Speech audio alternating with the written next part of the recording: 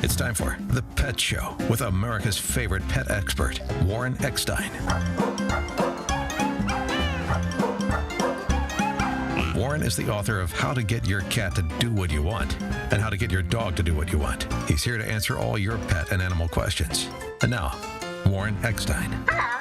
Hey, good morning, everyone, and welcome once again to The Pet Show. Is your schnoodle behaving a bit shy? Does your Siamese kitten have you stumped? Are your doodles acting delirious? Well, if you love animals, care about wildlife and the environment, and want to really learn how to understand your dogs and cats almost as well as they understand you, if you're confused about your dog or cat's behavior, or just want to improve their lifestyle, you know what to do. Stay tuned, because once again, right here, right now, it is time for The Pet Show. America's first and only real pet psychology, pet training, behavior, and of course, pet lifestyle show. So hop up on my couch. Bring those furry little buddies with you, folks. It is that time once again to let the animal analyzing begin. Hey, good morning, everyone. I'm Warren Eckstein. This is The Pet Show, the place where we absolutely, positively, never a doubt about it, love, adore, and as I stress every single week for the last 42 years, respect pets and animals as much as you do. By the way, if you want to join me on the Ever-Growing Pet Show family, if you have a question or comment about your dog or cat's behavior, they're jumping, they're digging, they're humping, the cat looks at the litter box and says, no way, use it yourself, dog peed on the chair, cat's waking you up in the middle of the night, you got a new dog and he hates the dog that already lives there, you have a new boyfriend and your dog doesn't like him, you got a new girlfriend, the cat doesn't like her, you get the idea, right? That's what this show does. We help establish a much better relationship between guardians and the amazing dogs and cats they live with. So if you have a question or a comment about your dog or cat's behavior, want me to resolve an issue for you, or just want to share an amazing story, and I love when people call me with amazing stories about a dog or cat they rescued or found and how it changed their lives, I'd love to hear from you now. And if you're new to The Pet Show, or regular, it doesn't make any difference.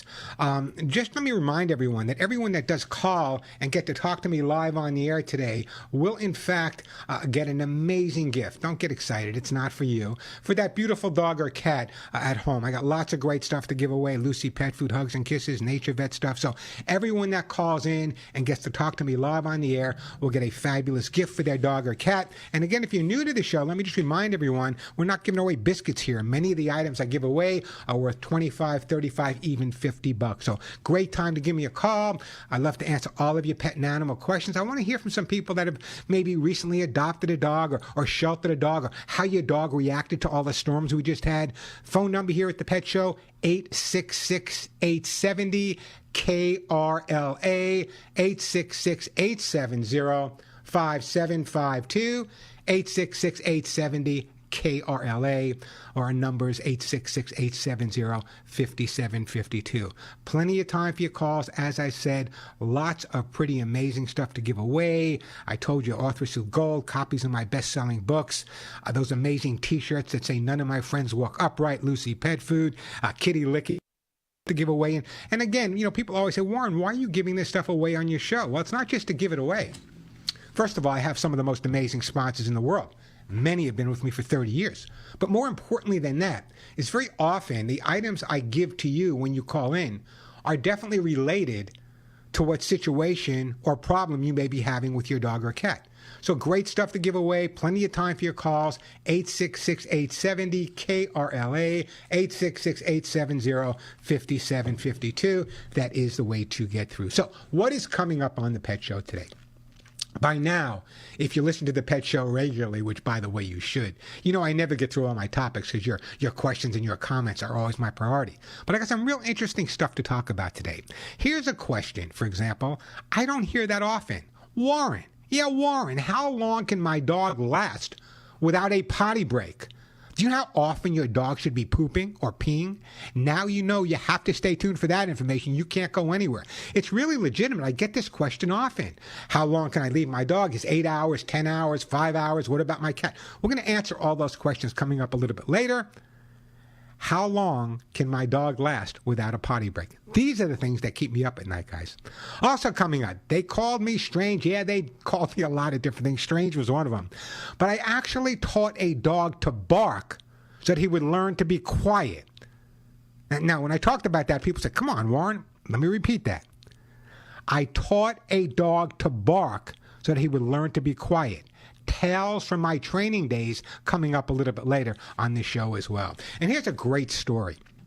Let me give you that number again, by the way, 866-870-KRLA, 866-870-5752. That is the way to get through. You know, for all of the millions and millions of lives that famous poem, The Rainbow Bridge, has touched, until recently, the author of The Rainbow Bridge was unknown. Today, on this show, on this very show, I will share the name of that person that actually authored the Rainbow Bridge. I use it all the time. I mean, every time I hear it, it brings tears to my eyes, but at the same time, it has comforted literally millions and millions of people. So who wrote the Rainbow Bridge? Stay tuned. I will share that info with you. Also, from last week, I ran out of time. Of course I did. And I was having an interesting conversation with someone just the other day about animals and jealousy. So later on, we're going to talk about whether or not cats can get jealous. So, for example, if you're at home and you're playing with your dog, does your cat get jealous? Or if you're with somebody else, your husband, your kids, does your cat get jealous? Give me a call. Let me know. I'll send you a great gift. 866-870-KRLA, 866-870-5752. As always, plenty of time for all of your questions and comments. You just heard me say lots of amazing stuff to give away. So, if your pet is chewing, jumping, maybe your rescued cat is confused about the litter box. Maybe he never used one. Maybe that dog you took in from the shelter is not housebroken. We'll resolve that. Maybe he has a little separation anxiety because the last time he was abandoned. Maybe your cat's depressed. Your dog is chasing anything that moves. Cat scratched your favorite chair, and your dog literally believes that if he sees it, he must hump it. Give me a call, 866-870-KRLA. So, the other day, I'm sitting around with Molly and Willie, my two rescues. And they're playing and they're doing things, and I really believe that they do certain things just to make me laugh and smile. So I said, let me propose this question to my audience. And again, people sometimes think I'm a little eccentric. I don't know why. But here's the question. Do dogs and cats have a sense of humor? Do dogs and cats have a sense of humor? I talked about this on the Today Show with Al Roker many years ago. And he said to me, no, animals can't have a sense of humor. They might make you laugh because they do something stupid, but it's not that they're doing it to make you laugh. I said, Al, you are 100% wrong. Dogs and cats do have a sense of humor. And I believe if you're feeling a little down, if you're feeling a little depressed, you're feeling a little anxious, they pick up on that. They may not do any stand-up routine for you, but they do things that will make you laugh. I do believe that animals have a sense of humor. What do you think? Give me a call. Let me know. 866-870-5752. 866-870-KRLA. That is the phone number. As always, lots of time to answer all of your pet and animal questions. I got a lot of good stuff coming up there. Got a special story I'm going to talk about later. I've been talking about Lucy Pet Food for a lot of years now, and what an amazing food it is. But I'm going to tell you an amazing story how Lucy Pet Food was chosen over other foods for certain things. We'll talk about that a little bit later. You're not going to want to miss that story. By the way, every day I get emails from listeners saying, Warren, thank you for letting us know about Lucy Pet. I just got an email this morning from a friend of mine I knew from Sedona that now lives in Palm Springs, and he saw the post I made, and he just said, Warren, I've been using Lucy Pet Food since you started talking about it, and you know what? I would never, ever think about using anything else. So I got a great story coming up about Lucy Pet Food. Again, that number, 866-870-KRLA, 866-870-5752. That is the way to get through to this show. I'm a little tucked out. I was playing with Molly and Willie just before I got to the microphone. I'm telling you, Molly and Willie, if you don't have fun with your dogs, if you don't have fun with your cats, I'm telling you, you're doing something wrong. That's what it's all about, living together, enjoying each other. Yeah, they do have a sense of humor. All right, let me do this. The phones are jamming up already. Let me take a phone call, and we are going to go to, let's go to Lupe in North Hollywood. Hey, Lupe, welcome to the Pet Show.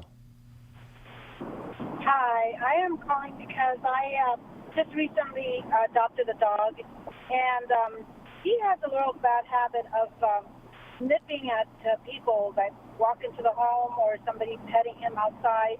And I'm a little bit afraid of that, as well as marking his territory in the house. Okay, a couple of different things. Now, you said you adopted this dog. How old was he when you adopted him? He was 2 years and 3 months. Okay, and Lupe, what kind of dog is it? It's a Maltese. Beautiful little Maltese. And my question to you now is, you adopted him. Do you know any background on the dog at all, or you just got him at a shelter, rescue, no background? From what I understand is we had a young gentleman that I guess bought the dog and kind of grew him up to 2 years of age, and then the owner passed away, and now he went to another home with other Malteses that were seniors, and then from that point I ended up inheriting him. Okay, so he was living in another home with a lot of other dogs at that point, correct? Before you got him? Well, yeah, with 2 other Malteses, senior Malteses. Okay, and then you adopted him. First of all, bless you for taking him in. But a couple of things I want to go over with you. First of all, I don't know how he was treated prior to you getting him. I don't know if the first guardian who passed away, and I feel bad for that, I don't know if they gave him enough attention. And it sounds to me like he's really doing this nipping from an attention perspective. So the first thing that I would do, and this is really important, and I know he's only 2 years old, and a lot of people say, well, he's a small dog. Why should I train him? But the term training or education, whichever you want to use, what that does is it really builds up the dog's confidence. And just like a person with confidence, they don't have to show aggression to feel good. So the bottom line is I would do some basic training with the dog in a very positive way. That's number one. Then what I would do, because he's probably a little possessive over you as well, if you're taking him for a walk and you meet someone outside, what I would do is maybe have a friend or a relative or some neighbors outside, knowing that you're going to take your dog for a walk, so that when you take him outside, the first thing that's going to happen, it's a very positive response because that person already knows the dog's name. They might have a special toy or a treat for the dog. What we want to do is counteract his fear, and I think it's fear aggression. Counteract his fear, build up his confidence, and if every time he meets someone now something positive happens, he'll change his attitude. Dogs respond to association. That ought to help you out an awful lot there, Lupe. Yeah, because it's pretty dangerous. I'm afraid of getting sued. No, listen, I don't blame you. I don't blame the dog either. This dog is 2 years old, and you're the third home. He went from a home where someone passed away, and if they were sick for a long period of time, probably not received a tremendous amount of socializing. So let's not blame the dog. It's not a dog. It's not a problem dog. It's a dog with an issue. Let's give him some more time. How long have you had him? I've had him now about 6 months. Okay, 6 months is a fair amount of time, but sometimes it can take longer for a dog to readjust and decompress. So again, the socialization is really critical. The more times he meets someone and it ends in a positive relationship, the better off you are. What I'm going to do is I'm going to put you on hold. I'm actually going to send you a copy of my best-selling book, How to Get Your Dog to Do What You Want. There's a great chapter in there on dealing with dogs that are fearful, and I think that's the scenario with you. It's either a fearful dog or a dog that has lacked in socialization, which, by the way, is one of the biggest problems I deal with, is dogs and cats, for that matter, that have not been socialized properly. Everyone wants to train, and training is important, and educating is critical. That's what I did my whole life. But just as important, perhaps even more important, than educating or training your pet is socializing them and getting them feeling comfortable when they're around other people and other things that you may be involved with. Great time to give me a call. The phone number here at the Pet Show, 866-870-KRLA, 866-870-5752. Plenty of time for your calls. Lots of great stuff to give away. If you want to see the face, you can check out youtube.com/Warren Eckstein. We're broadcasting live on YouTube as well. That's youtube.com/Warren Eckstein. Plenty of time for your calls. Lots of great stuff to give away. And again, coming up on today's show, I'm sure you don't know the answer to this. How long can your dog last without a potty break? I've had people say, oh, I leave him alone for 12 hours. Is that right? Is that fair? We'll talk about that coming up. Plenty of time for your calls. Lots of great stuff to give away. Hugs and Kisses supplements, Arthur Gold, books, hemp seed oil, kitty lickies, Lucy Pet, t-shirts, fleece spray. Everyone that calls in and gets to talk to me live on the air will get a fabulous gift for their dog or cat. Again, that number, 866-870-KRLA, 866-870-5752. Let me take a quick break here. Then we'll get to Peter and Brian. You will be up next. Now,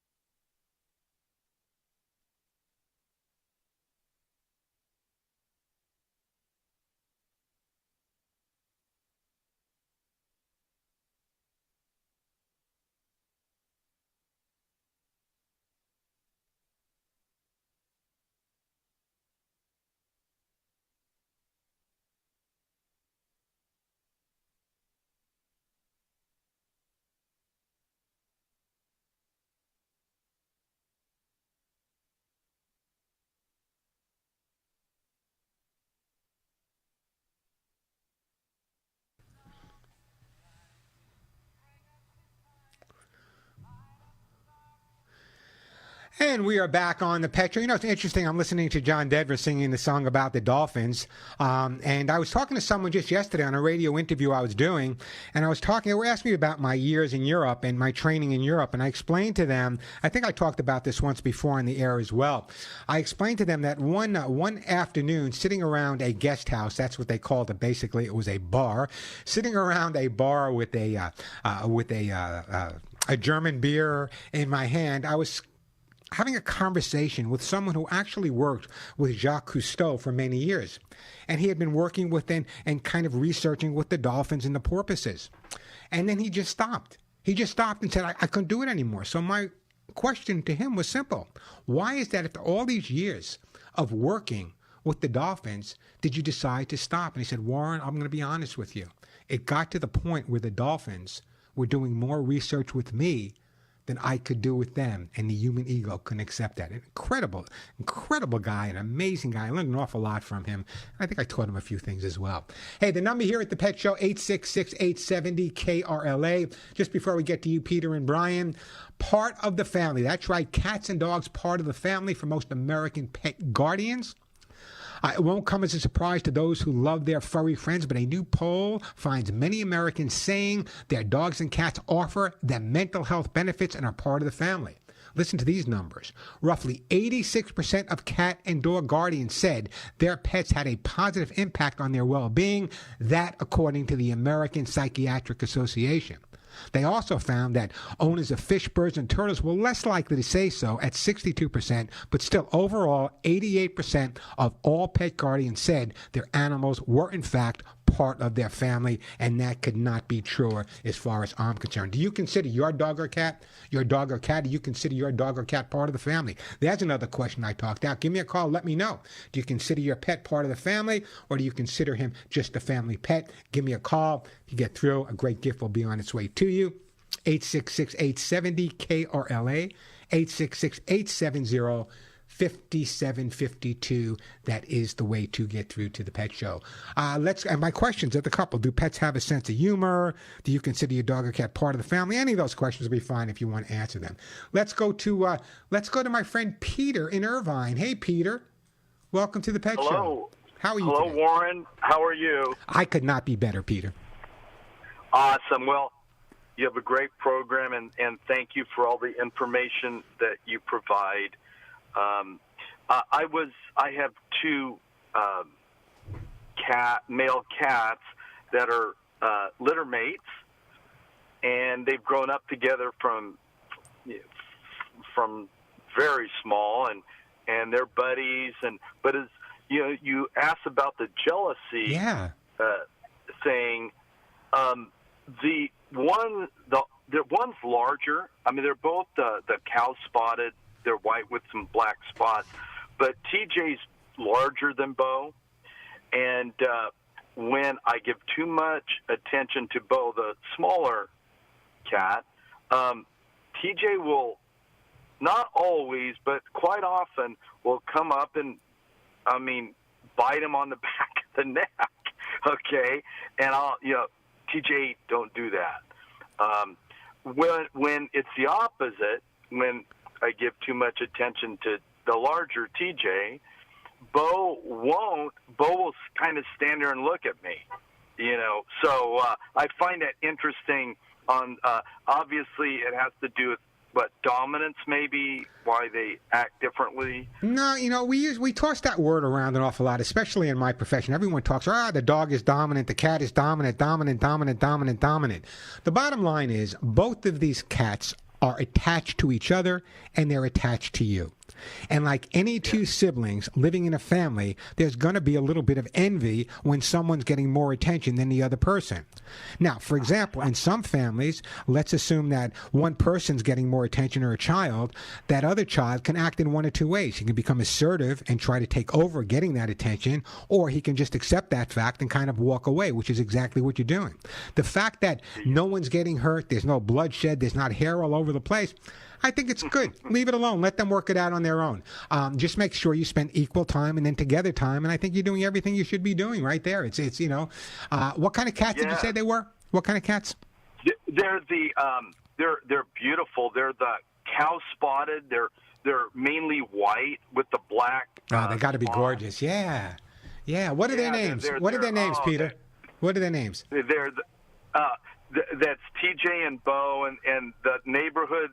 They love them. You know, they're so friendly, and they love attention. So That's what people don't understand. You know, I get so angry. Not that long ago, I was doing a seminar in New York City, and I was talking specifically about cats, and it was a whole classroom situation. I was like the professor, and there were hundreds of people, and I was explaining to them about cat behavior. And so many people have the misconception that cats are totally independent, that cats are not as social as dogs are. And I tried to explain to everyone, and everyone like yourself who would treat their dog or treat their cat the same way, they're going to get the same reaction from their dog or cat. It's just that some people say, well, that's a cat, that's what cats do. That's not true at all. What you do is what you're going to wind up with in terms of your pet's behavior. Dog or cat makes no difference. Oh, absolutely. You know, I've had cats on my life, and I treat them like I would a dog. They follow me everywhere. Outside, if I go to the mailbox, I whistle, snap my feet, they're boom together. People are like, I've never seen cats act like that. It's like, well, I mean, just train them from young. I mean, and if they love you and they want to hang out with you. Well, you know, Peter, it's such a common misconception. I talked about this before. I'm not dropping names here, but I am dropping names. When I was training David Letterman's two dogs, Bob and Stan, and I was doing a lot of appearances on his show. I brought all different types of animals on there. And when I was working with Dave at his home, he would say to me, you know, Warren, cats. I know you work with cats, but you know, you can't train a cat. I said, well, the next time I do the show, Dave, I'm bringing my cat on. My cat, Mowdy. Mowdy was a feral cat I rescued on Long Island. I'm from Long Island, although you never know with my accent. I rescued Mowdy, and I spent a lot of time working with Mowdy, the same amount of time I would spend working with a new dog that I rescued.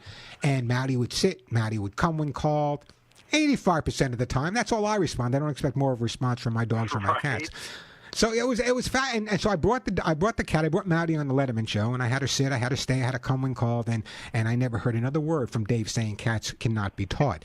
So it's just that people assume that, so they don't bother with them, and that's why so many cats don't receive that socialization that's so critical for them to get, because people assume that cats are different. All animals are the same. If you pay the same amount of attention, love them, hug them, kiss them, you're going to get the same response.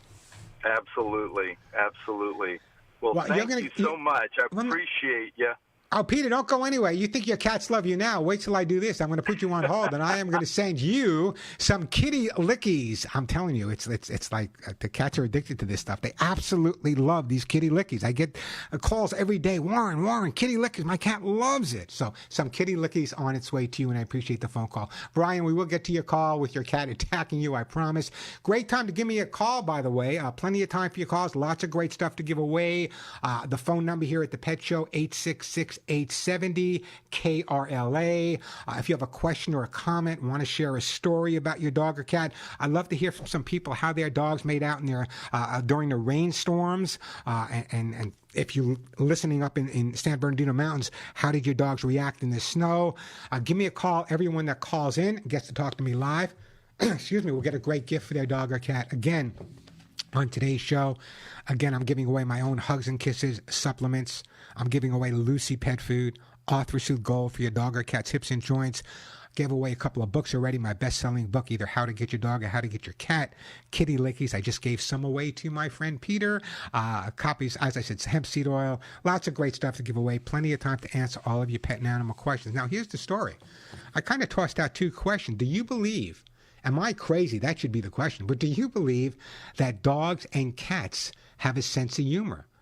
People tell me that they don't. That dogs and cats don't have a sense of humor. They say that I'm anthropomorphizing them. So help me out here, guys. If you think that I think that your dogs and cats do, in fact, have a sense of humor, give me a call. Let me know. I'd love to hear from you. Send you a great gift. 866-870-5752. 866-870 KRLA. That is the way to get through. Let me take a quick break. When we come back, we'll get to Brian and other calls. I do have a line or two open, which is pretty rare, so it's a great time to call me. 866-870-5752. Listen, no matter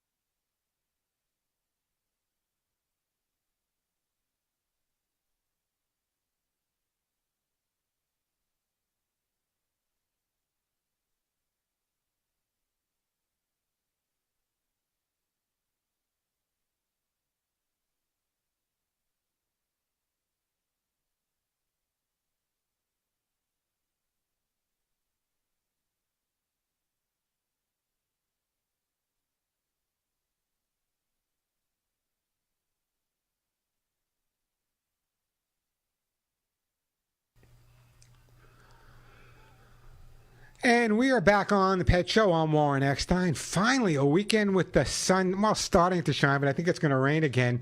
I do have a couple of open lines, which is pretty unusual. I got some super stuff to give away, so if you have a question or a comment about your dog or cat, now's a great time to call me. If you just want to share a story, or if you just want to answer my question, whether you believe, like I do, that our dogs and cats do, in fact, have a sense of humor. Some people say no. I don't think they spend as much time or the time to understand their dog or a cat, and that's why they don't think they have a sense of humor. I think they have a sense of humor. Come on, your dog doesn't make you laugh. Your cat doesn't make you smile. You know they do. Give me a call. If you get through, a great gift will be on its way. Again, the phone number here at the Pet Show, 866-870 KRLA, 866-870-KRLA. That's 866-870-5752, 866-870-5752. And I do have some Hugs and Kisses and Lucy Pet Food and Offer Food and books to give away. So great time to give me a call. Come on, guys. Did dogs and cats have a sense of humor?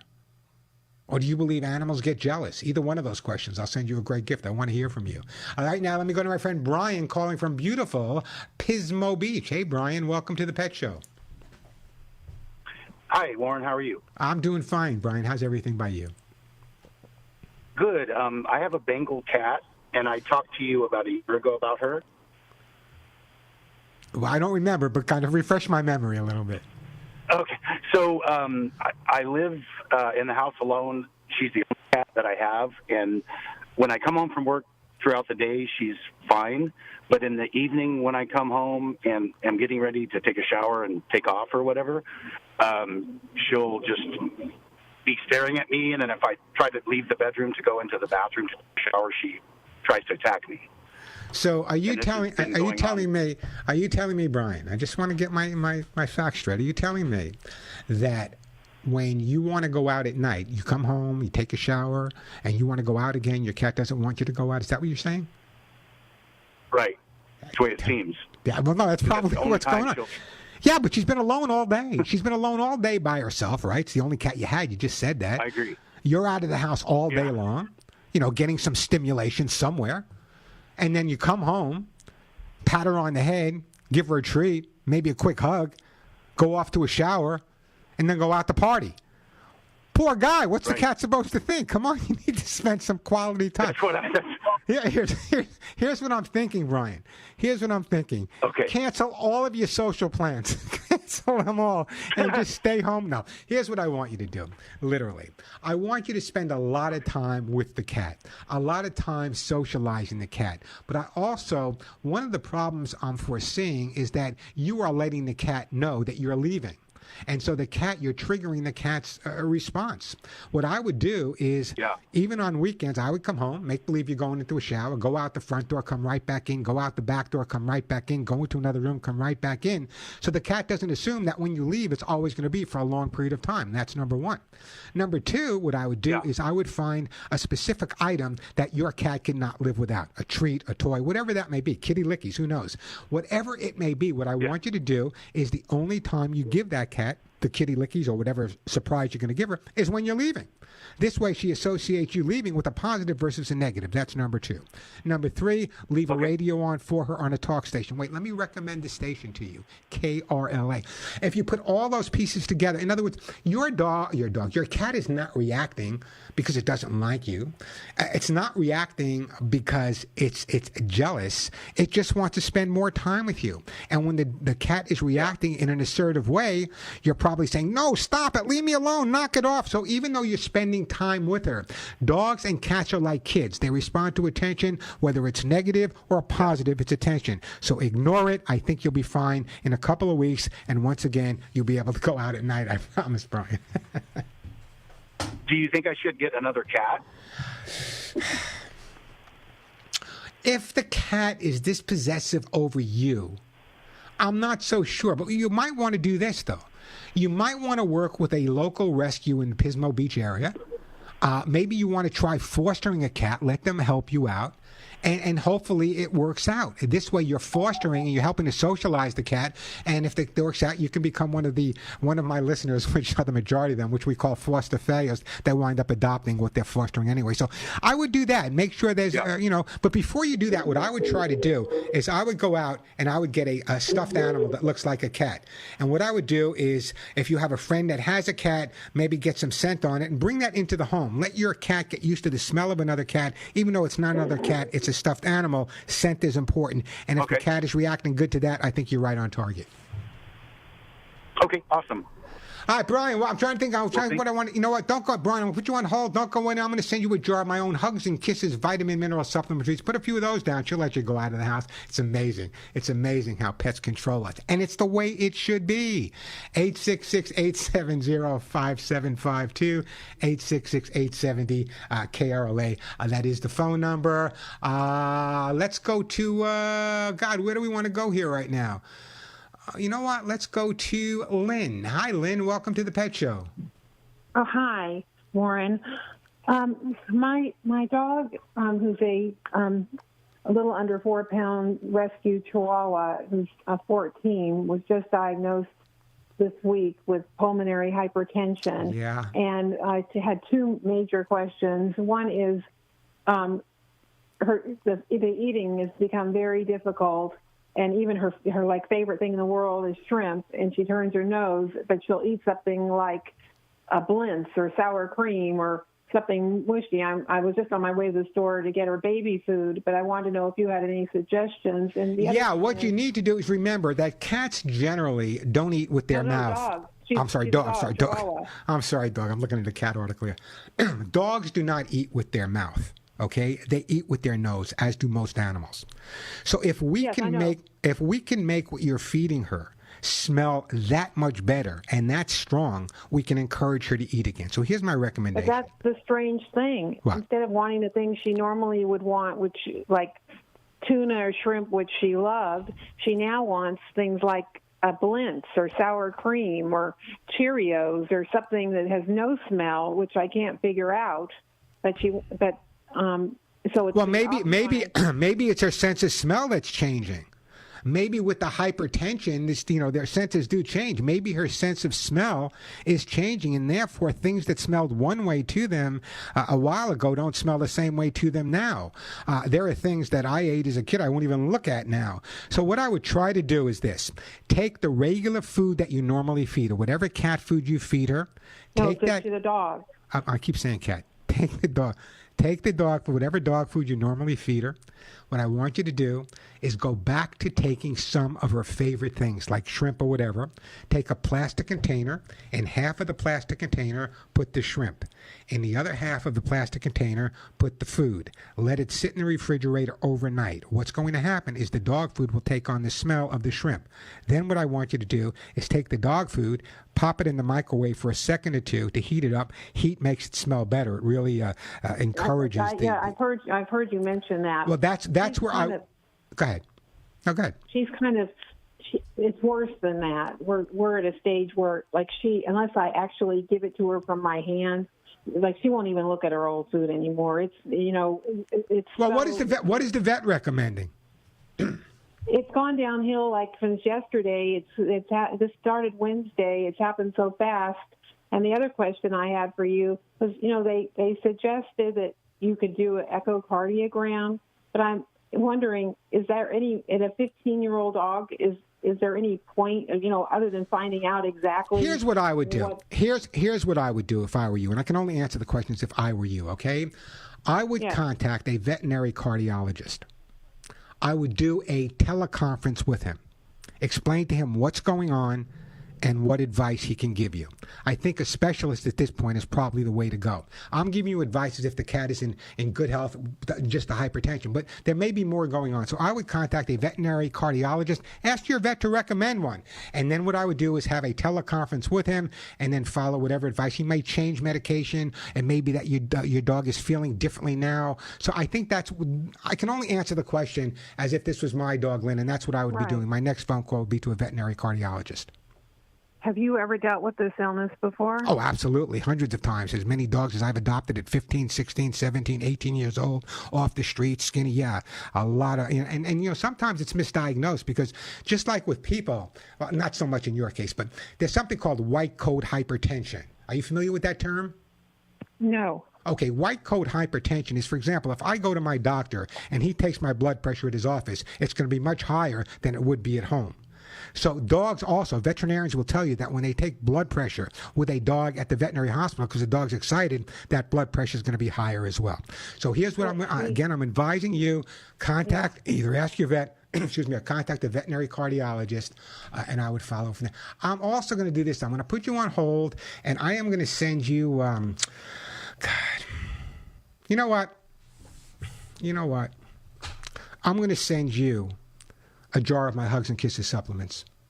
Okay? Break that over as food as well. Encourages a lot of dogs and a lot of cats to eat. But again, specialists out. I know, Alex, I got to take a commercial. All right, quick break. When we come back, we got Nadine in the San Fernando Valley. We got Janet in San Pedro, Elizabeth in Los Angeles, Ilona in Beverly Hills. We'll get to all your calls. But let me take a quick break and then right back at you.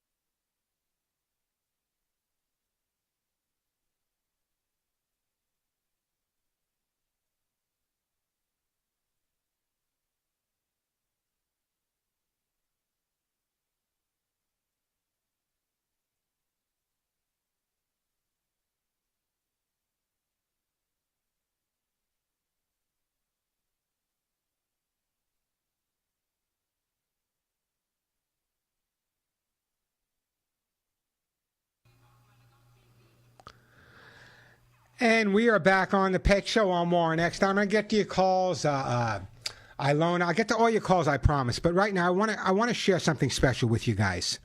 You know, I've been recommending, and this is not a commercial, this is my own personal story about Lucy Pet Food. You know, I've been recommending Lucy Pet Food for years, but I want you to hear me carefully and listen very, very closely, because I want to share some exciting news from my friends at Lucy Pet Food. As you know, I've been recommending and using Lucy Pet Food for many years, and I've heard amazing stories how Lucy Pet Food has made positive changes in my listeners' pets. So the other day, while I was doing my usual research, I came across an article in the Whole Dog Journal, and it fortified what I've been saying all these years. So many of my listeners have dogs with sensitive stomachs to either known or yet unknown ingredients. For those dogs that have these issues, their guardians look for a food with the least amount of ingredients as possible. The more ingredients a dog food has, obviously, the harder it's to find the one item that's triggering an adverse response for your dog. That's why in the Whole Dog Journal, just the other day, I was doing my research, I came across this. Lucy Limited Ingredient Pet Food was voted the #1 limited ingredient pet food on the market by the Whole Dog Journal, a very, very important journal in our organizations and businesses. So again, Lucy Limited Ingredient Pet Food voted the #1 limited ingredient food. And and of course, as you know, Lucy Pet Food is made right in their own plant, with their own laboratory right here in Southern California. And after looking at many foods, the Whole Food Dog Journal concluded Lucy Limited Ingredient Dog Food was chosen as the best, you heard me, the best limited ingredient food available. Just another reason why I endorse, why I believe, and why I use Lucy Pet products. So if you have a dog with a sensitive stomach, and so many people do, I want you to check this out. Lucy Limited Ingredient Pet Food, voted #1 by the Whole Dog Journal and by yours truly. All right. Do I have to take a break, Alex? Come on. I got to take another break. Oh, goodness. All right, let me take another break here. When we come back, I promise I'll get to your calls.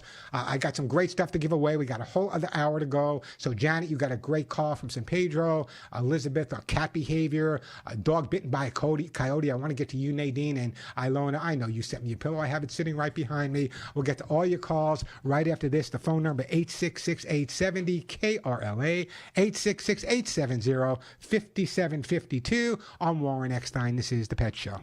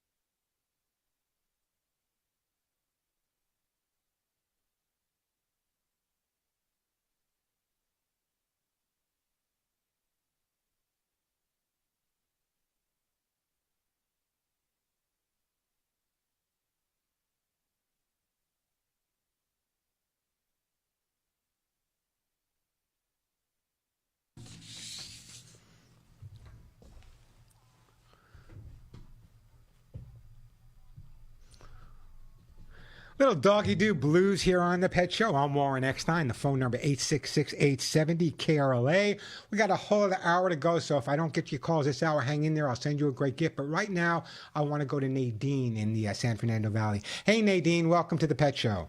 Hello. Hi. Yeah. Can you hear me? Absolutely. What's up? Well, okay. I have a 10-year-old dog. She's a mixed breed, Pekingese, Shih Tzu, and Terrier. And this Thursday evening, she got attacked by a coyote. Oh, wow. And I took her to the emergency room, and she had surgery yesterday. She's still there. She's not eating. You know, she does walk, but I think she's afraid to go out to walk, you know, to a potty. So they have to carry her out. What I'm concerned is that when she is going to come home, I know she's traumatized a lot. You know, I don't know. I'm just kind of concerned how to handle. Nadine, where was she? Where was she when she was attacked by the coyote? It was in San Fernando Valley. No, I understand that. Were you walking her? Was she in your backyard by herself? Where was she? What happened? She was out. She went out to the bathroom. And I heard a scream, and, you know, usually I go out with her, but I just let her go, and then she somehow, you know, it happened, and she was up in our hill, and, I heard her scream. And it's a horrible situation. I live in Santa Monica. I've been here 25 years, never saw a coyote till this year. They're all over the place, no matter where you go. And I love coyotes, and they should live too. But we have to be more protective over our pets. But let me go over a few things with you. Dogs, again, as I said earlier, learn through the associative memory. So right now, she's going to associate being in that backyard with something negative. So right off the bat, when you bring her home, that backyard, just out that back door, should be something spectacular. Either her favorite people in the whole world, her favorite toys, her favorite treats. Just let her go out there for a couple of seconds. Nothing happens. She comes back in. Little by little, you're going to have to counter conditioning. That's what we call it. We take something a dog or a cat or a human is afraid of, and we turn that into a positive. You know what? I don't want to rush you. Can you hang on for the break, Nadine?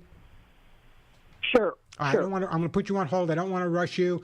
We're also going to get to you, Janet, with a great call, and Elizabeth and Ilona, 866-870-KRLA, the phone number, 866-870-5752. I didn't want to rush because there's so many people out there that are being confronted by coyotes, and it's not the coyotes' fault either.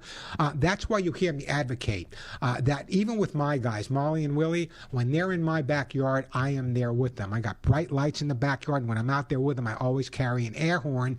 And you know, I have those little air horns on my website I had made up at thepetshow.com. So we're going to talk more to Nadine when we come back. Janet, Elizabeth, Ilona, we'll get to you. 866-870-KRLA, 866-870-5752, 866-870-KRLA, the phone number. I'm Warren Eckstein. You're listening to The Pet Show.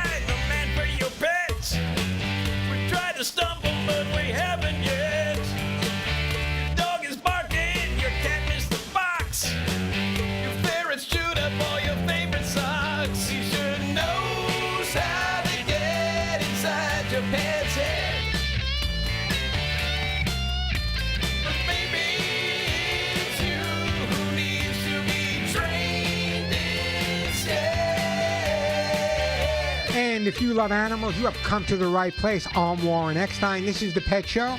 If you have questions or comments about your dog or cat's behavior, they're jumping, humping, digging, scratching. We're going to be talking to a woman whose dog was recently attacked by a coyote. If you have questions about your dog or cat's behavior, want to learn how to resolve any issues you may be having, you have come to the right place. This is The Pet Show. Just a reminder that everyone that does call in and get to talk to me live will get a great gift for their dog or cat. The phone number here, 866-870-KRLA, 866-870-5752. And I'm shocked that no one's responding. The question of the day is, do you believe that dogs and cats have a sense of humor? Are you telling me that your dogs and cats don't make you smile and laugh?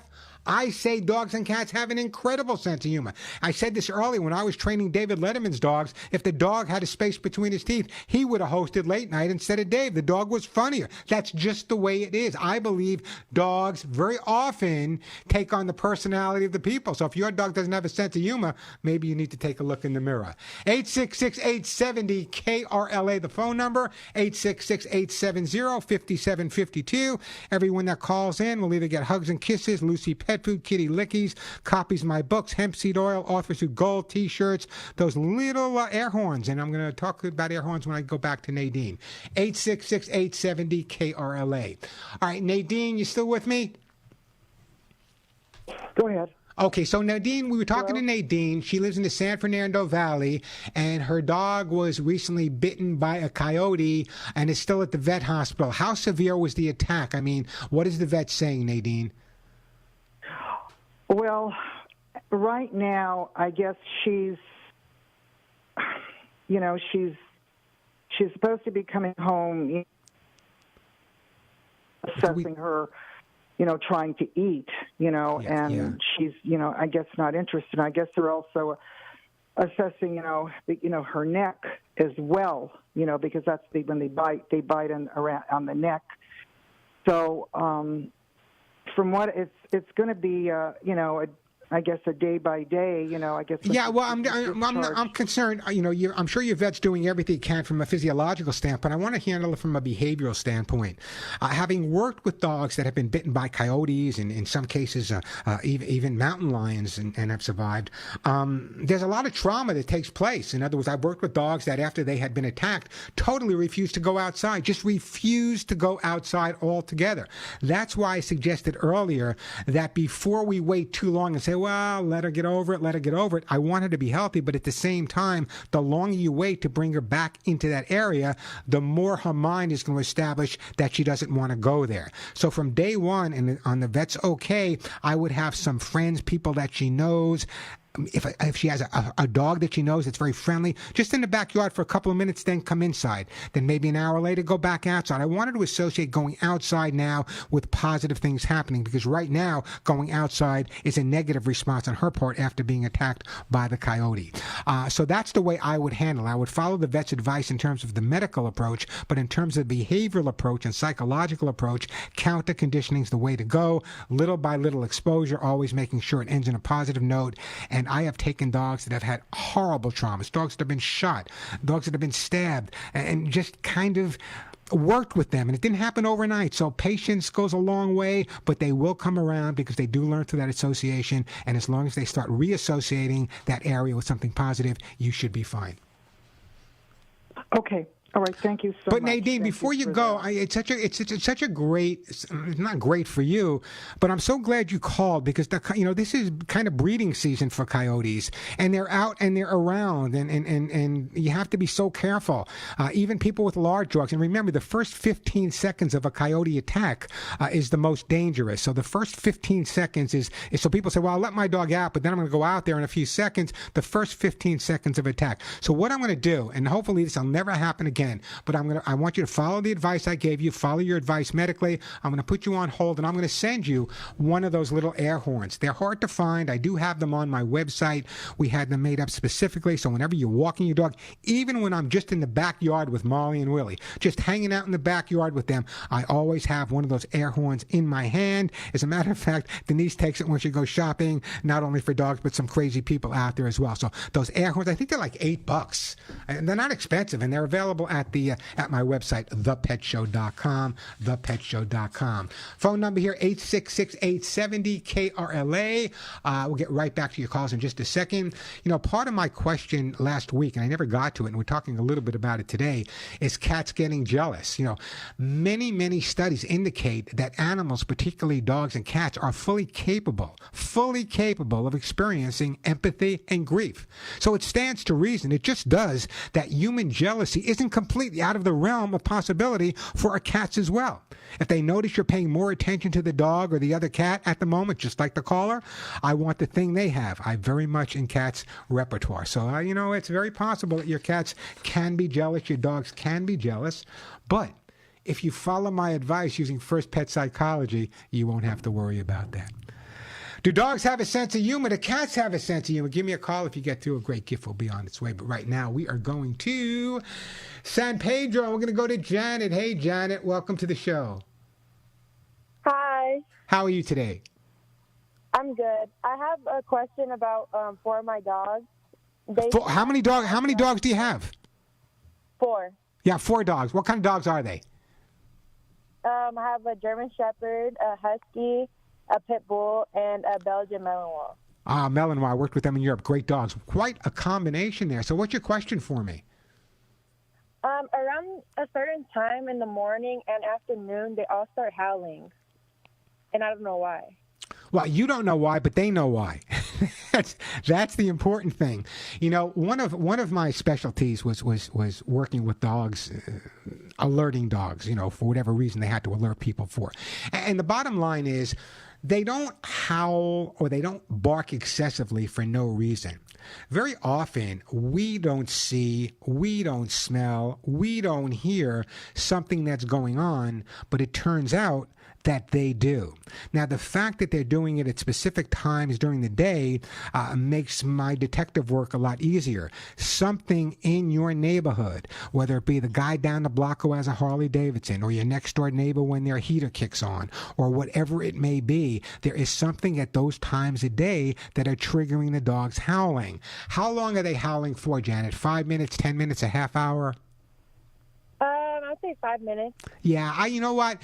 You can resolve it if you really wanted to figure it out. What I would do is focus on the time they're doing it, maybe take a walk around the neighborhood, see if there's anything that you hear or see that sounds or looks different. And then if you want, if it's something that sounds different, if it's a Harley or a truck or whatever, you can kind of desensitize them to that sound by recording it and playing back at a gradual volume. But if they're only howling for 5 minutes at a time and it's twice a day, put some earplugs in your ears and let it be.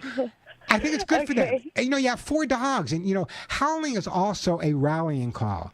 For example, when a pack of wolves is getting together for a hunt, they will howl to bring them together. As a matter of fact, when I was working in Europe, there was a pack of wolves, and what the professors were teaching us was basically that even when a wolf starts howling and the other wolves howl along, sometimes it's just for entertainment. Sometimes they just want to hear themselves sing.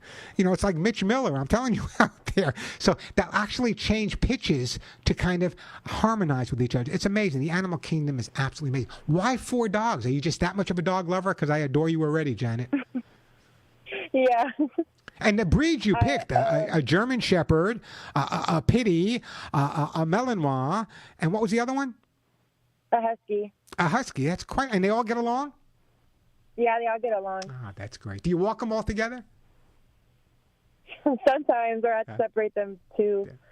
I put them in 2s. Janet, what a great call, by the way. And I'm telling you, if it were my dogs, and if they were howling for an hour, that would be one thing. If they're howling for a few minutes at a time, let them howl. That's what dogs do. It's like the dog saying, I don't want Janet talking on the phone that long. Don't talk on the phone, Janet. That's part of their life is howling. I'm putting you on hold, and I am sending you 4 dogs. 4 dogs. I am going to make those dogs the healthiest dogs in the world because I am switching their food to Lucy Pet Food. Do it gradually. I'm sending you Lucy Pet Food. Do it gradually. Introduce the Lucy Pet Food, gradually removing the other food, and little by little by little by little, you will have the healthiest dogs you can imagine. 866-870-KRLA, the phone number, 866-870-5752. Do have an open line or two. Plenty of time for your calls. I still got hugs and kisses to give away, author suit gold, how to get your dog or how to get your cat to do what you want, kitty lickies, Lucy pet food, flea spray, and some more of those air horns. So if you have a question or a comment, great time to give me a call. I'm shocked. I'm sitting here shocked. I've been doing the show for 42 years. And no one's going to tell me whether or not their dog or cat has a sense of humor? First person that calls me up and lets me know about their dog or cat sense of humor is going to get a jar of my own Hugs and Kisses vitamin mineral supplements. By the way, the most expensive thing I give away for their dog or cat. So if your dog or cat has a sense of humor, great time to give me a call. 866-870-KRLA, 866-870-5752. Before we get back to Elizabeth, Jan, and Ilona, you know, I was teasing a little bit earlier that what I did is several times, but I want to go over specific. Years ago, I was called in to work with a dog that had a really, really bad excessive barking command. The dog would bark and bark and bark and bark and bark. And they hired trainers, and the trainers would come in and they'd use cans with pennies, and they'd squirt the dog with water, and they'd use electronic anti-bark collars and citrus collars and this and that and other thing to quiet the dog down. So I spoke to the people. I said, did anyone try to figure out why the dog is barking excessively in the first place? And they said no. So here's what I did. Rather than focus on shutting the dog up, I actually taught the dog to bark on command. So when I taught the dog to bark on command, I used the term speak because I'm so creative. When I said speak, the dog would bark 2-3 times. When he started to speak, at that point, I would say quiet and thank you. So by teaching him to bark on command, I was able to let him know that quiet means to stop barking. That's really how easy training is sometimes if you just focus on it from the dog's point of view. The problem is so many people look at it from the guardian's point of view or the human point of view.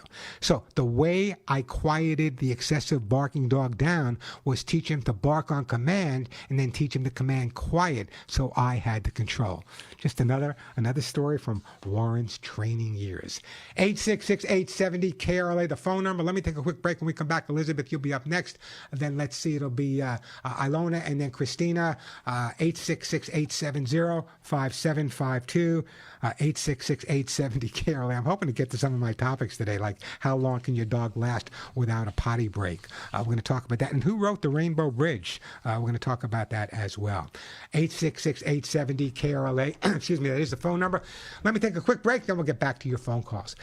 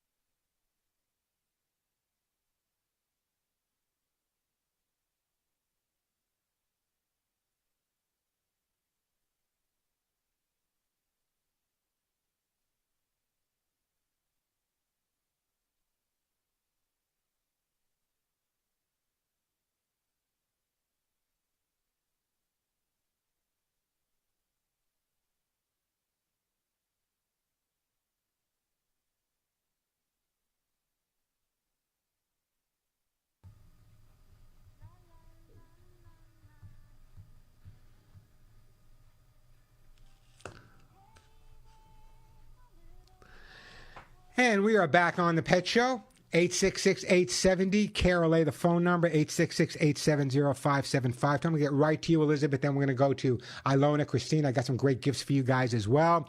866-870-5752. You know, for all the millions of lives Rainbow Bridge has touched through the author of the poem remained unknown until now. The author of the poem is actually, her name is Edna Clyrecki. Edna Clyrecki. She was 82 years old, a Scottish artist and animal lover. Until recently, she had no idea that the poem she wrote over 60 years ago to honor her dog Major had brought comfort to so many others. The poem's popularity was discovered. It was launched in 1994 when a reader from Grand Rapids, Michigan sent a copy of the Rainbow Bridge that they had received from their local Humane Society to Dear Abby. Abby printed it. The response, over 100 million readers were there, and since then the Rainbow Bridge has been helping tens of thousands, millions of pet guardians say goodbye to their best friends. And again, the name of the author, Edna Clyrecki. Edna Clyrecki, an 82-year-old Scottish artist and animal lover, the original writer of The Rainbow Bridge. 866-870 KRLA, the phone number. Elizabeth, welcome to the Pet Show. Hello, Elizabeth. Yes, Elizabeth. I'm here. Hi, how are you? I'm wonderful. I love your show. Well, thank you. How can I help you today? I have a question about my own cat, even though I'm around a lot of pets. My cat cannot stop grooming herself. And it happens mostly when I'm laying in bed at night. She's next to me. I'll try to pet her, show her attention, and she starts grooming herself or gnawing at her paw. And then I try to distract her, and she doesn't want to stop doing it. She just can't sit still for a second. And it's only like mostly when I pay attention to her, and I don't understand. Well, there's a couple of things going on. First of all, compulsive grooming is not unusual with cats, but there's generally reasons for it. Either they're bored, they're not getting enough attention. All of these don't apply to you, I'm sure, or they're not being groomed properly. Do you groom the cat on a regular basis? You know, well, I guess it's not regular enough. I do it like maybe once a month. Oh, shame on you. How'd you like to brush your hair just once a month? Come on now. We got to do better than that. But here's the scenario. A cat licking themselves or grooming themselves can be compulsive, as it may be in your case, but there are actually reasons for that. If for some reason the cat is in bed with you at night, and that's when this compulsive grooming takes place, when a cat is really comfortable, or anything is really comfortable animal-wise, licking themselves or grooming themselves goes back to their early kittenhood or puppyhood, when the first thing their mother did when they were born was lick them to clean them off, and then lick them constantly and got them ready for feeding. So it sounds to me like when you get into bed, your cat is going into that comfort stage, that early comfort stage. So a couple of things I would try differently. Number one, before you get into bed with the cat, little kitty calisthenics. Give her a little exercise program. Chase around a little bit. I think that would make a difference. The other thing I might recommend is when you get into bed with her, if you can find one toy she cannot live without. She might have a million toys, but if you can find one toy that she cannot live without, take that toy, and the only time you see that toy, the only time she sees that toy, is when you get into bed with her. So her association is getting to bed with you, and the calming effect, rather than grooming herself, may now be translated or transmitted over to that one specific item. That's probably the best way to approach it, because if you correct her, say, stop it, knock it off, you're driving me crazy, that could be part of it. Also, it could be something in her skin and coat. You know, I'm going to send you a jar of my Hugs and Kisses for Cats, and I'll tell you why. There's two ingredients there that are critical for skin and coat. Number one is lecithin, and number two is biotin. I combine both the lecithin and the biotin together. Nothing better for healthy skin and heavy coat. So if there is something going on and there's itching, it's going to help her totally anyway. But I really believe at this point, distraction therapy is a better approach. I don't necessarily think there's anything wrong with the cat. I think at that point, it's just a matter of her comforting herself, and the way they do that's by licking. So distracting her when you get into bed with a special toy or a treat or whatever is definitely the way to go. Awesome. Thank you so much. And brush her more frequently, will you? Once a month. Shame on Elizabeth. Anyway, Elizabeth, shorter cat. Oh my God, okay, no. Don't go, Elizabeth. Don't go. I'm going to put you on hold. I'm going to put you on hold. The lovely Suzette's going to pick up, and I'm going to send you a jar of my own Hugs and Kisses supplements for your cat. Ilona, Christina, don't go anywhere. I've been talking about this, and I am going to talk about it right now. How long can your dog last without a potty break? I get so tired of people saying, well, I left my dog for 12 hours. I left my dog for 10 hours. I left my dog for 8 hours. Is that okay? Well, maybe not. Dogs generally need to pee between 3 to 5 times a day, and the timing of those potty breaks varies from dog to dog and puppies to seniors who need more frequent breaks. Here are some common times that you should remember.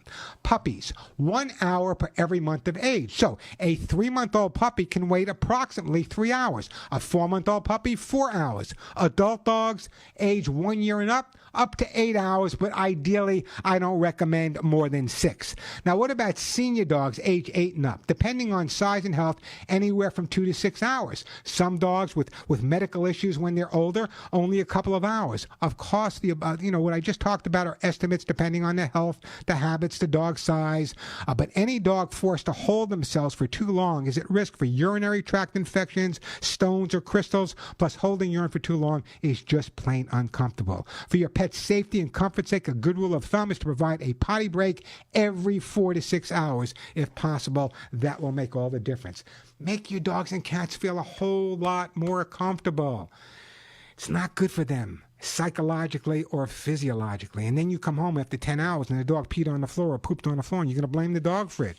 It's not the dog's fault. It's your fault for not giving him the opportunity. When I have to leave my house for more than 6 hours at any given time or any given day, you can rest assured if Denise and I are not here, that our dog person, our lovely, incredible dog person will come in. I think Molly and Lily look forward to her more than me. Will come in and walk her just to break it up a little bit. So that's really important to remember. Yeah, they can hold 8 hours. 6 is probably a whole lot better. And if they're puppies, again, it's usually 1 hour per their age. So a 5-month-old puppy can probably hold 5 hours. Great time to give me a call. I do have an open line or two. Pretty rare on the Pet Show. Today's a little different, though. I do have that open line. Great time to call me. I got Hugs and Kisses to give away. Lucy Pet, flea spray, 866-870, KRLA, 866-870-5752. You know what? Let me take a quick break. And when I come back, Ilona, you'll be first. Christina, you'll be second. I got some great gifts to give you, especially I got to hear from you, Christina, as well. Again, if you want to give me a call, now's a great time. Do your dogs and cats have a sense of humor? Do your pets make you laugh? Great time to call me, 866-870-5752, 866-870-KRLA. That is the way to get through. Hey, just before I go to that break, this is driving me crazy. This out of the El Paso Times. A hairless Sphinx cat was found with a gang tattoo. She's finally going to be having a home. She was found in a state prison in Juarez, and she's now up for adoption, so she's going to find a home. This is a Sphinx. I love the Sphinx cat, the hairless Sphinx cat, one of my favorites. Tattoo. Listen, I have a few tattoos, 4 or 5, maybe 6, who knows. I have a few tattoos, and they hurt. Why would anyone want a tattoo? Years ago, it was for ID before microchips. But why would anyone want a tattoo or put that kind of pain on an animal, especially in a jail situation where they use... makes me absolutely crazy. People, as I said before, one of my closest friends at this station, and I love this. I used it before, Alex. People disappoint. Phone number here, 866-870-KRLA, 866-870-5752. Quick break, then right back to all your calls. Still got plenty of time. But I want you to listen carefully.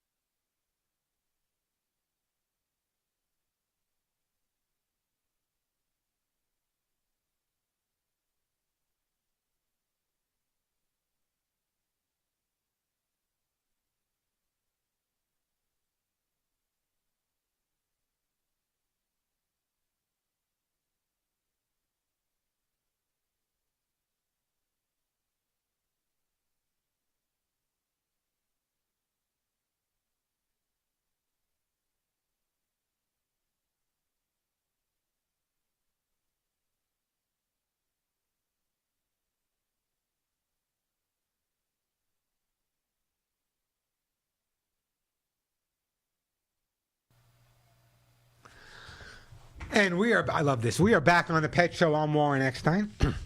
Great time to give me a call. We still got some time, 866-870-KRLA. Let me go to Ilona first, then Christina, you'll be up next, and Fran, you'll be right after that. 866-870-5752. That is the way to get through to the show.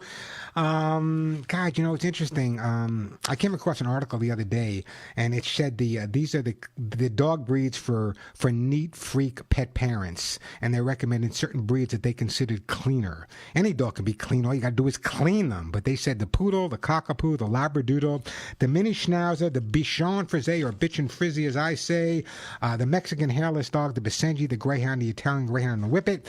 Those are the cleanest dogs. So if you're a neat freak, those are the breeds you might think about. But remember, poodles don't have fur, they have hair. That's why there's no shedding. Bottom line is this. Like my house, I joke about this. Dog hair's okay. Cat hair's okay. It's kind of like a condiment in my house, dog hair. If you're so freaked out about dog or cat hair, you need to get a hairless pet. 866-870-KRLA, the phone number. Ilona, my good friend, welcome to the Pet Show. Hi, Warren. I got your pillow right behind me with my name on it. Oh, I'm so thrilled. Great to talk with you. So I'll give you my story. I have a tuxedo cat that about 10 years ago got into the crawl space under my house. Wherever I walked, any room, he would follow me under the house and meow, meow, meow. Wow. So fast forward 10 years later, he's the love of my life. He's very healthy. But he occasionally will go into a hallway and go, meow, meow. So I got really concerned. And on your recommendation, I took him to Dr. Alan Schulman, my good buddy. Who is wonderful. Yeah. And he checked the cat over. He said, look, I don't see anything wrong with your cat. So he said, if he keeps doing it, you can bring him back and we can go and check something out. So a year later, the cat keeps doing it again. So I took him for a second opinion to another place. This is a membership hospital that charges you an annual fee, and then when you and it's no charge when you bring the animal in, but then they charge you for any testing or whatever. So it's kind of like a concierge type veterinary practice. I don't know. I still don't know. So anyway, I get a bill from them and an 8-page rundown of tests and like a bill for $750, and basically they said, your cat might have arthritis, but he does have a dental issue. We need to extract his teeth. We need to check for gingivitis, and an estimate between $1,400 and $1,800. So I thought, you know what? I'm going back to Dr. Schulman because he is exceptional. I take the cat in. He plays with the cat, checks him over, opens his mouth. He goes, I see no dental issues at all. Okay? So I said, well, let's address maybe the arthritis.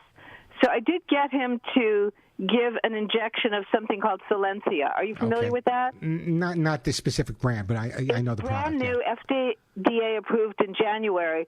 And instead of giving medication once a day or twice a day, it lasts for a month. It's brand new on the market. So we did that. But my issue is, and I think Dr. Schulman, I think he's amazing. How is it that they can tell me that I need $1,400 to $1,800 of dental work, put the animal through this, when I went and got a second opinion that I value, and they said, his teeth are fine. There's no odor. There's no saliva. Yeah, you know what the scenario is. In the medical practice, specifically in human Medicare, I just changed my internist. I just changed my regular doctor who I've been using for many years because he went concierge. He doesn't want to see as many patients, and he wants me to pay him, so he has to work less. I said, you pay me, so I have to work less. That's what I want to do. So, it's not knocking them, but some veterinary practices are going this way. And for, during the whole time of the pandemic, people couldn't get to a vet. And then after the pandemic, there wasn't enough time, and the vets were overwhelmed, and this, that, and the other thing. But in Santa Monica, just where I live in Santa Monica, within the last month, 4 new veterinary practices have opened up. So I think they're going to be a little more concerned about that. But they can charge whatever they want. That's why it's always good. You hear me say this on every show. Make sure you get a second opinion before you make any major decision in terms of any type of surgery. I'm just fascinated that your cat would follow you from under the house all that time. That Isn't that amazing? And he is the most wonderful tuxedo, so affectionate.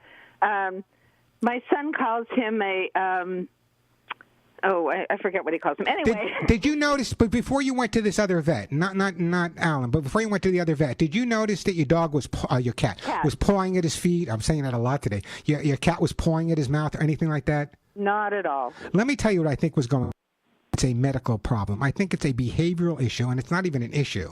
Sometimes cats will go off on their own, and especially a cat that wants to be by themselves, and howling again or making some type of noise is normal behavior. If she was showing some type of pain or licking a specific area of her body, which she's not doing, that's where the arthritis may came in. I'm glad you went to see Shulman. I think it's fine. I would leave well enough alone unless it My gets son worse. calls the cat an attention whore. Well, When I call him, he comes running like a little horse. In my book, I write specifically about dogs and cats that become, what's the word I'm looking for, that become hypochondriacs. There's a whole chapter in the cat book and the dog book about hypochondriacs and how sometimes when a dog has had an ailment or a cat has had an ailment, they learn how to milk that the best they can. They really, really do. Anyway, I got to move on. Well, let me just one more thing. Go ahead, I follow sure. what you do, and I'm glad that I had the recommendation for Dr. Shulman. Might you bring him on again on a show? Very possible I would bring him on again. He's got to take me to dinner again. He's a great guy, and I'll tell you what he did that never a vet did. When I brought the cat in the first time, he sat on the floor to play with the cat. See, who does that? I have known Alan for many, many, many years. In fact, we had dinner a couple of months ago together, and he's an incredible guy, and he really knows, especially when it comes to orthopedics. He's the guy. If you have an orthopedic problem with your pet, he's the man you want to see. Anyway, I got to move on. Did I send you something recently or not? No, I'd like Lucy. On its way. Cat food. Lucy cat food. I'm putting you on cat hold. Food. And Lucy cat food on its way. I feel like let's make a deal. Lucy cat food on its way. I promise it'll be there shortly. By the way, the gifts I give you. Someone called me this week and said, you gave me a gift last week and I didn't get it yet. Have you looked in the mail lately? Have you thought about how long it takes to get something? So I generally say somewhere between maybe 6-7 weeks. You may get it tomorrow, but generally 6-7 weeks for some of the stuff that we send out, maybe even as long as 8. The phone number here, 866-870-KRLA, 866-870-5752. Let me take a break. When I come back, Christina, you've been holding on forever. I'm going to send you a great gift. And I also want to talk to Fran in Glendale about French Bulldogs. 866-870-KRLA, the phone number, 866-870-5752. Quick break, then right back to all your phone calls. I'm Warren Eckstein. You're listening to The Pet Show.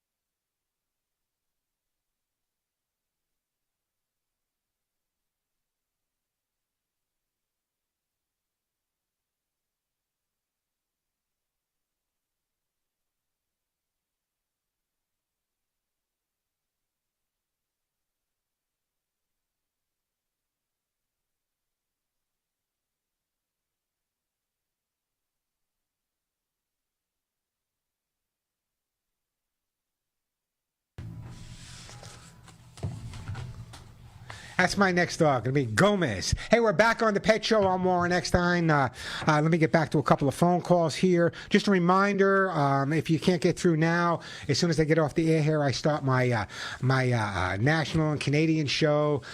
Same type of show. I'll give you that number a little bit later if you're driving around and you can't get through. But right now, again, just let me... Before I get back to the phones, I just want to tell you guys once again how excited I am that Lucy Limited Ingredient Pet Food was voted #1 by the Whole Dog Journal. A great group. It's a great publication. I use it all the time for some references.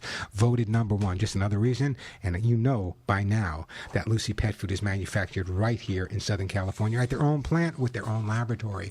We are going to Yucca Valley and Christina. Hi, Christina. Welcome to the Pet Show.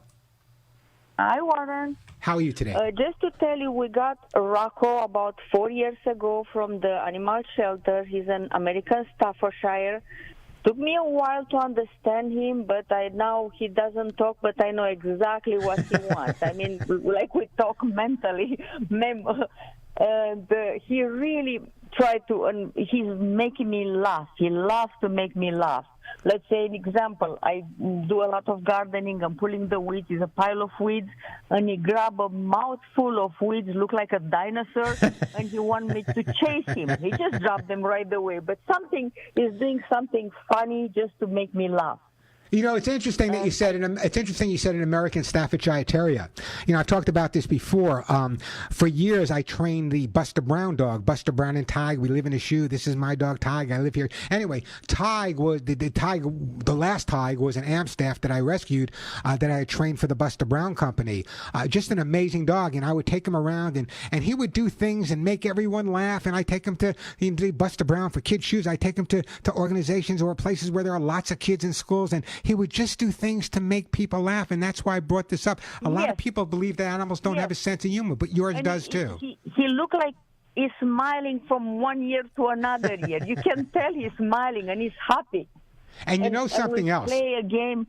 I call it I gonna get you. I take a broom and I chase him through the yard, and he run to the plants, to the trees.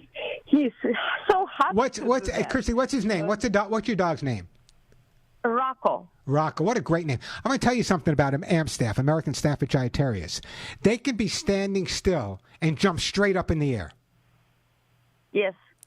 I mean, I've been hit in the jaw by many. Straight up, and just an amazing breed of dog. I'm so glad you got this dog. I'm so glad Rocco has such a great home, and I'm glad that Rocco makes you laugh. And by the way, he's never alone at home, unless maybe twice a year we go to the doctor for 2-3 hours, but that's all. He's never alone, never, ever, ever. So Rocco's made you agoraphobic, making you stay in the house all the time. You know what? I don't think there's any place... Me or my husband, somebody home with him, or he's with us all the time. I don't think there's any place I would rather be. Always I never leave him alone at home. Always he's with us. It's like people saying to me, I would rather spend, God, if I have any friends out there, don't listen. I would rather spend my time with my dogs than any other thing. Other than, of course, my wife, Denise, the lovely Denise. But she's listening, that's why I said that. But I would, spending my time with Molly and Willie is just incredible. Yeah. So how old is Rocco? 4.5, I believe. They didn't really know exactly. They told us he's not going to grow too big, but he's about 100 pounds, somewhere there. Yeah, about her. Anyway, listen, what a great call. I really appreciate it. Don't go anywhere. I'm going to put you on hold, and I'm going to send you a jar of my hugs and kisses to make sure Rocco stays happy. Fran, we're going to get to you after the break, I promise. I definitely want to get to your call and talk to you. Fascinating. How many of my listeners, you've been listening to the show today? How many listeners have adopted their cats, rescued their dogs? That's why I do this show. It's amazing. You people are you share the passion. You share my passion, and I love that about you guys. And instead of complimenting me, let me take the time to compliment you guys. You guys are absolutely amazing. The work you do every single day, saving animals. 866-870-KRLA, the phone number. I'm going to take a break. When we come back, I'm going to get to you, Fran, I promise. I just want to talk about training a little bit. Someone said the other day, he called me the other day, I was doing an interview, and I do a lot of interviews during the week. Get up like 3:30, 4 o'clock in the morning doing these interviews back to the East Coast. My trainer told me I'm not training my dog enough. And I said, well, how much time do you spend training your dog? She said, well, I spend maybe 2 or 3 hours a day training my dog. And I said, all at one time? She goes, no, an hour here, an hour there. Too much training is just as bad as not enough training. Getting the balance right on how often to train your dog is important. Work on your dog too intensely often or for too long at a time, your dog will become either bored or overwhelmed with what he's being asked to do. But working with your dog too infrequently may lead to them forgetting what they've already learned. So you got to find that balance of how much training. Watch your dog. They'll let you know when it's time to stop and time to start. 866-870-KRLA, the phone number. Let me take a break and then I'll come to you, friend. This way I can have plenty of time. All right, guys. I'm bragging. I am bragging. It's the new year, and it's the perfect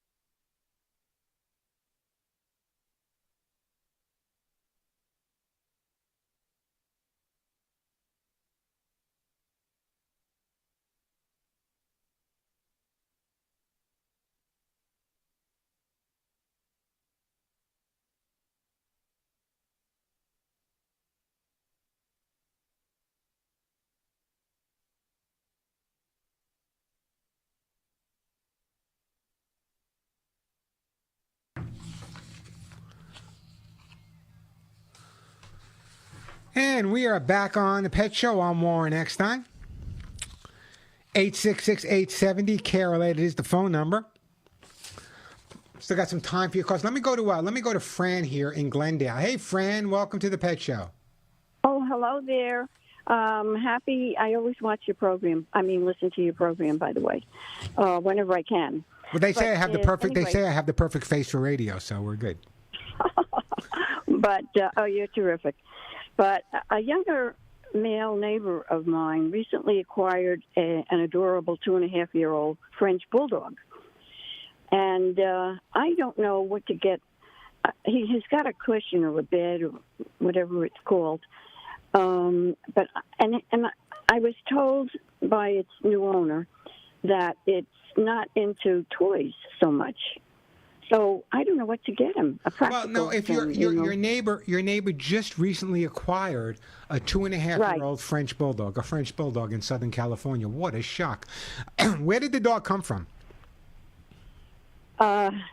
Interestingly enough, there was a woman let two French bulldogs out of her Mercedes one day, and he was right there, and he got one of them, but he couldn't get the other, so that's how he acquired the bulldog. So this woman drove her car, opened the door, let her two French bulldogs out, and drove off. Right. So maybe he was saying something about maybe she was a breeder, or I don't know. I don't think she was a breeder, but let me tell you, when I was a peace officer in New York, I arrested people for doing that, for letting their dogs out of the car and abandoning them. It's against the law to do that. Anyway, bottom line is this. I'm glad the dog is with you, but from what you're telling me, these dogs, wonderful. The dogs may have been with a breeder, and therefore they never probably were taught to play with toys. So this is going to sound really, really weird and really, really strange. But my two dogs, Molly and Willie, were the same when I adopted them. And they never had the opportunity to have toys. They didn't know what toy was. And many of the dogs I've rescued over the years were very similar situations. So the bottom line is what I did, and I know this sounds maybe horrible to some people, I would go out and I would buy a couple of toys. I would get down on all fours. I would put the toy in my mouth, and I would go over and tease the dog with the toy in my mouth and play with him from dog to dog instead of just giving him the toy, making him want the toy a little bit more, and eventually he'll learn to play with it. Now, I know you may not want to do this, but this is what I'm recommending. If you want to go out, and there's lots of great toys. You don't want to get anything too hard for a French bulldog's mouth, but you want to get toys that are soft and toys that are not dangerous, toys that he can't get the squeakers out of. What you want to do is get the toy, and you need to, I would tell the new person to spend the time teaching the dog how to play. This dog never learned how to play with toys, and he needs to learn how to play with toys, and that's where you come in as a good neighbor. Right. But the fellow is training his dog, and he's got all the shots and everything like that. And he trains the dog to do things. Well, that's great that he's training the dog to do things, but I think the dog probably, dogs love to play. Dogs love to chew on toys. And if the dog doesn't know how to do it, or if the dog was overly corrected for doing it, or if he lived with other dogs and there were other dogs that bullied him when he went for a toy, you have to start from scratch. Sometimes that's the best way to do it. I would recommend that he gets down on all fours, puts the toy in his mouth, teases the dog a little bit. That'll make all the difference in the world in terms of getting the dog to understand that toys are in fact okay to play with. Right now, it's either something the dogs have never seen or the dog has never seen. We don't know what happened to the other French bulldog, though, do we? No, he couldn't get hold of the other one because he was busy with one of them, and then he just what kind of human being takes two small dogs in Southern California, coyote country, and lets them out of the car and drives off? As far as I'm concerned, the punishment should be the guillotine. That's just me. That's just me, folks. The guillotine. I never will understand that and never will. But thank you for being such a great neighbor. You don't have any pets of your own, Fran? No, I don't, because I'm not home often enough, and they're a responsibility, and you have to. Oh no, and I'm glad that people understand. But did you have pets when you were growing up? No, I didn't, and I'd love to have one because it would certainly keep down my blood pressure, which is high. And that's not only that's scientifically proven that having a dog or a cat in your home will lower your blood pressure. Anyway, think about adopting a dog. I'm going to put you on hold. I'm going to send you a copy of my book, How to Get Your Dog to Do What You Want. Maybe it's time for you to go out and foster a dog or adopt a dog or work with his dog a little bit. It sounds like a dog would do you great, and it sounds like you can adopt a dog that's a little bit older, maybe 5, 6, even 7 years old. That's kind of mellow, kind of calm, and you guys can enjoy having your time together. What a great call, by the way. What a great lady. A neighbor concerned about the neighbor's dog. And what kind of moron throws a dog out of a car? Hey, here's the phone number for the network show. It starts in exactly 3 minutes. 877-725-8255. Same type of show. I give away the same type of gifts. You can start calling in about a minute or two. 877-725-8255. 877-725-8255. Until next week, give all of your pets a big hug and a kiss for you, a special hug and a kiss right between the ears for me. I'm Warren Eckstein, and you have been listening to The Pet Show.